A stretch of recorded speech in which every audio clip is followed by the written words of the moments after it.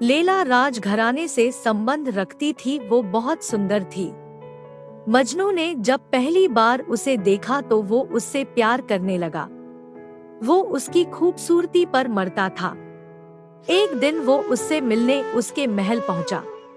वहां जाकर वो उसके कमरे में गया और अपने जेब से पायल निकालकर उसके खूबसूरत पैरों में पहना दी। उसके बाद उसने उन पैरों को अपने होठों से चूमा। जब वो दूसरी पायल पहनाने लगा तो लैला ने करवट बदल ली। फिर मजनू ने दूसरी पायल नहीं पहनाई और उसे निशानी समझकर अपने पास रख ली। जब सवेरे राजकुमारी लैला उठी तो उसने अपने पैरों में उस पायल को देखा। वो हैरान रह गई। अगले दिन मजनू फिर राजमहल गया और सीधे लैला के कमरे में पहुंच गया। वहां जाकर उसने लैला के गालों को छुआ और फिर वो उसके कदमों में आ गया। तब उसने अपने जेब से दूसरी पायल निकालकर उसे पहना दी। जब उसके पैरों को चूमने लगा तो लैला ने करवट बदल ली और मजनू ने देखा कि लैला के पैर में पायल नहीं थी। उसने कहा कि हम तो अपना दिल भी तेरे कदमों में रख गए और तूने उसे ठोकर मार दी। तभी लैला जाग गई और मजनू को पकड़ लिया। फिर उससे उसके बारे में पूछा। उनकी बातचीत कुछ इस प्रकार थी। लैला, तुम कौन हो? मजनू, आपका सेवक। लैला बोली। तुम रहते कहाँ हो? मजनू बोला। आपके चरणों में। लैला बोली। तुम काम क्या करते हो? मजनू, आपकी पूजा। और यह कहकर मजनू ने लैला के पैरों को चूम लिया। लैला उससे बहुत खुश हुई और वो भी उससे प्यार करने लगी। लैला ने मजनू को अपने पास आने को कहा तो मजनू ने जवाब दिया कि वो तो बस आपके कदमों में अपने उम्र गुजारना चाहता है।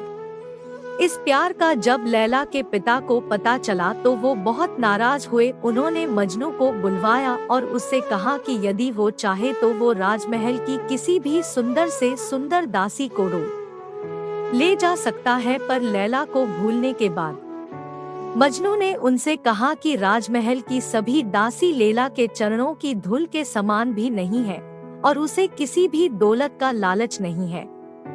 इस पर नाराज होकर लैला के पिता ने मजनू को देश निकाला दे दिया और लैला की शादी किसी राजा के साथ कर दी। लैला शादी के बाद अपने पति के साथ इराक चली गई। वो खुश नहीं थी।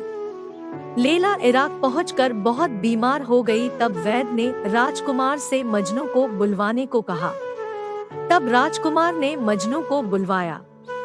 मजनू राजमहल पहुंचकर लैला के कमरे में जाता है। लैला वहां पर सो रही होती है। मजनू लैला के पैरों के पास बैठ जाता है और उन्हें चूमने लगता है।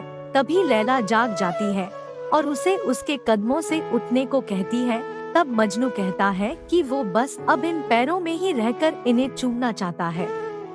तब लैला के बार बार कहने पर मजनू उससे गले मिलता है। तभी वहां पर राजकुमार पहुंच जाता है और वो मजनू को लैला के चरणों में देखकर अचंभे में पड़ जाते हैं और वो उन दोनों को आजाद कर देते हैं। जब लैला और मजनू दोनों वहां से चले जाते हैं तो रेगिस्तान में उन पर हमला होता है और लैला वहीं पर मर जाती है। मजनू भी उसके गम में मरने लगता है तो उसे लैला को दिया हुआ वचन याद आता है कि वो उसके कदमों में ही मरेगा। तब वो उसके पैरों के पास जाकर उन्हें चूमता हुआ मर जाता है। वो प्यार आज भी अमर है। ऐसे प्रेमी बहुत कम मिलते हैं जो एक दूसरे के लिए जान भी दे देते हैं।